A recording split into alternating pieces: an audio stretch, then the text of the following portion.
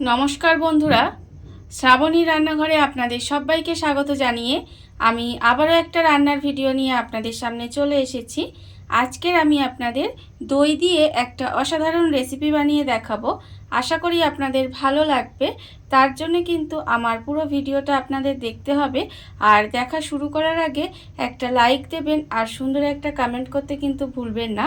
তাহলে চলুন আজকের আমি এই দই দিয়ে কী বানাই সেটা আপনারা একবার দেখে নিন। দইয়ের এই রেসিপিটা বানানোর জন্য প্রথমে আমি দেখুন এখানে কিন্তু আমি 100 গ্রাম দই নিয়ে নিয়েছি। এবারে একটা বড় বাটির মধ্যে প্রথমে আমি দইটা নিয়ে নেব। দইটা কিন্তু প্রথমে বড় বাটির মধ্যে ঢেলে নিতে হবে। এবারে আমি এর মধ্যে দিয়ে দেব, দেখুন এখানে আমি রেখেছি আন্দাজ মতো নুন, আর আমি দেব এখানে হাফ চামচ গোলমরিচের গুঁড়ো আর বড় চামচের 1 চামচ চিনি। এগুলো আমি এর মধ্যে দিয়ে দিলাম। দিয়ে এবারে আমি এর মধ্যে দেব সাদা তেল। এখানে আমি এই বড় চামচের প্রায় 4 চামচের মতো সাদা তেল এর মধ্যে দিয়ে দেব। সাদা তেলটা দিয়ে এবারে সমস্ত কিছু খুব ভালোভাবে প্রথমে একটু মিশিয়ে নেব। সমস্ত কিছু আমি এখানে খুব ভালোভাবে মিশিয়ে নিয়েছি। দেখুন এবারে আমি এর মধ্যে দিয়ে দেব 1 বাটি আটা, আর দেব আমি এখানে 1 বাটি ময়দা। এখানে আমি আটা আর ময়দা মিশিয়ে এটা তৈরি করছি। আপনারা চাইলে কিন্তু শুধু আটা বা শুধু ময়দা দিয়েও কিন্তু এটা বানাতে পারেন। এবারে আমি এটাকে হাত দিয়ে খুব ভালোভাবে মেখে নেব। প্রথমে কিন্তু আমাকে হাত দিয়ে এইভাবে একটু মেখে নিতে হবে। তারপরে কিন্তু আমি এখানে অল্প অল্প জল দেব। প্রথমে কিন্তু আমি জলটা ব্যবহার করব না। প্রথমে হাত দিয়ে খুব ভালোভাবে এইভাবে একটু মেখে নিতে হবে। মেখে নিয়ে তারপরে কিন্তু অল্প অল্প জল দিয়ে আমি এটা একটা ডো তৈরি করে নেব। এই যে দইয়ের বাটিটা ছিল সেই বাটিটা ধুয়েই আমি কিন্তু অল্প অল্প জল দেব, দিয়ে একটা ডো তৈরি করে নেব। আর এই জলটা কিন্তু একেবারে দিতে যাবেন না, তাহলে কিন্তু এটা পাতলা হয়ে যাবে। তাই অল্প অল্প করে জল দিয়েই কিন্তু ডোটা তৈরি করে নিতে হবে। অল্প অল্প জল দিয়ে আমি এখানে কিন্তু ডোটা রেডি করে নিয়েছি, আপনারা দেখতেই পাচ্ছেন। আর এটা কিন্তু দেখুন এমনভাবে মেখেছি, একদম নরমও হয়নি আবার খুব যে শক্ত হয়েছে তাও কিন্তু হয়নি। এইভাবে কিন্তু মেখে নিতে হবে। এবারে আমি এর মধ্যে দিয়ে দেব অল্প সামান্য একটু সাদা তেল। খুব বেশি সাদা তেল দেওয়ার দরকার নেই, অল্প একটু সাদা তেল দিলাম। দিয়ে আবারও কিন্তু খুব ভালোভাবে একটু মেখে নিতে হবে। সাদা তেলটা দিয়ে অল্প সময় জাস্ট একটু মেখে নেব। মেখে নিয়ে এবারে এটাকে কিন্তু আমার ঢাকা দিয়ে প্রায় 30 মিনিট মতো রেখে দিতে হবে। 30 মিনিট আমার এখানে হয়ে গেছে। দেখুন এবারে আমি ঢাকাটা খুলে নিলাম, নিয়ে আবারও কিন্তু একটু মেখে নেব। খুব বেশি সময় মাখার দরকার নেই, জাস্ট অল্প একটু এটাকে মেখে নিলেই হবে। এইবারে আমি এর থেকে লেচি কেটে নেব।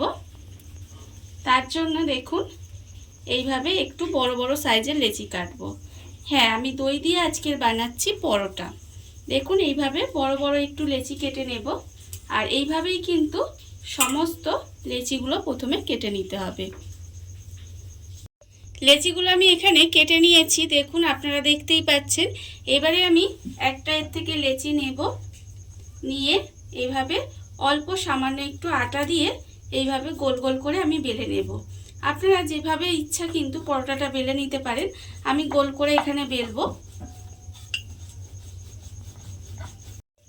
পরোটাটা আমি এখানে দেখুন গোল করে এখানে কিন্তু বেলে নিয়েছি। আর অন্যদিকে আমি চাটুটা গ্যাসটা অন করে চাটু বসিয়ে দিয়েছি। চাটুটা কিন্তু আমার এখানে গরম হয়ে গেছে। এবারে আমি পরোটাটা চাটুর মধ্যে দিয়ে দেব। দিয়ে প্রথমে পরোটাটাকে আমাকে একটু সেঁকে নিতে হবে।